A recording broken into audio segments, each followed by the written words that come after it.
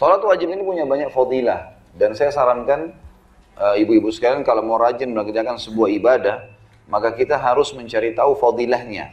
Fadilah itu janjinya Allah di situ. Jadi kalau ibu mau rajin sholat malam misalnya ya, caranya sederhana, sebelum tidur baca hadis-hadis tentang sholat malam. Nanti kita termotivasi bangun, karena ada sesuatu yang kita dapatkan. Jadi puncak daripada ibadah seorang muslim kalau dia mengejar apa yang dijadikan target dalam ibadah itu. Misal, bolehkah saya sholat malam karena ingin doa saya diijabah? Jawabannya bukan cuma boleh, memang harusnya begitu.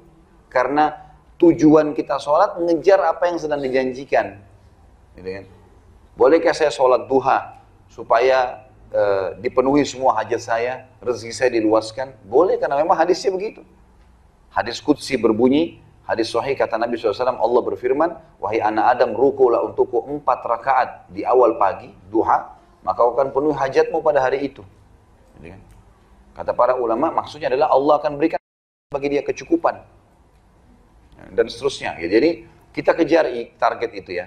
Sholat 5 waktu punya fadilah. Punya kelebihan yang banyak. Di antaranya adalah hadis Nabi SAW yang sahih riwayat Bukhari. Bagaimana kalau di depan rumah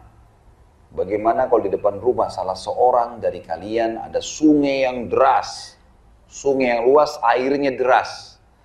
Lalu kemudian kalian mandi 1 hari 5 kali. Tertinggalkah kotoran di badannya? Maka kata para sahabat, tidak ya Rasulullah.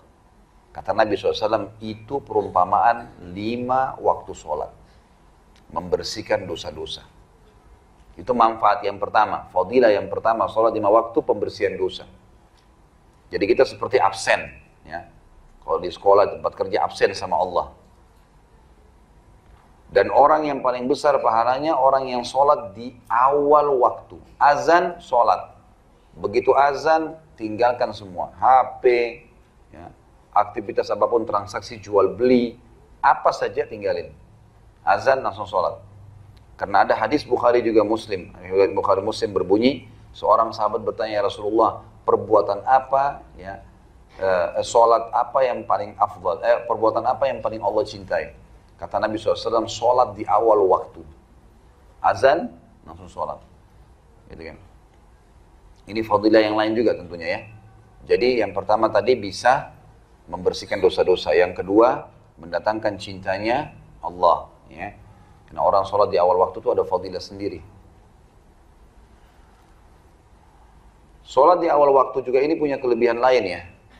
Seperti misalnya hadis, siapa yang tidak ketinggalan takbiratul ihram pertama imam. Imam Allahu Akbar, dia juga Allahu Akbar di belakangnya. 40 hari, maka dia akan selamat dari sifat kemunafikan. Tidak akan pernah dusta seumur hidupnya, tidak akan berkhianat, tidak akan pungkiri janji. Tapi 40 hari. Baik, kalau saya perempuan bagaimana? Ibu boleh sholat di masjid, nggak ada larangan. Lebih afdal sholat di rumah, ya. Tapi kalau masjid dekat rumah, ada musola, ada tempat perempuan, dapat. Boleh saja. Nggak ada larangan itu. Kecuali memang anak lagi sakit, ada kewajiban-kewajiban di rumah, ibu sholat di rumah. Azan, ada aktivitas. Ada Masya Allah, saya temukan hampir setiap masjid atau musola di Indonesia yang saya mampir, pasti ada ibu-ibu yang sholat di situ. Tentu lebih afdal sekali lagi di rumah ya. Tapi kalau dia mau kejar fadilah 40 hari ini, minimal ibu kerjakan sekali seumur hidup. Sekali seumur hidup. Kejar itu 40 hari. 40 hari itu imam subuh, duhur, asar, maghrib, isya, Allah Akbar, ibu di belakang Allah Akbar. 40 hari.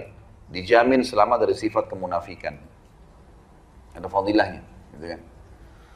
Kemudian juga fadilah yang lain adalah hadis yang mengatakan, atau Nabi SAW bersabda, awal amal yang dihisab hari kiamat adalah sholat. Kalau dia baik, maka akan membantu yang lainnya. Kalau dia buruk, maka akan merusak yang lainnya. Jadi sholat berpengaruh sekali. Awal amal dihisab hari kiamat. Jadi dia termasuk fadilah nih. Berarti kalau dia baik, baik semua nih.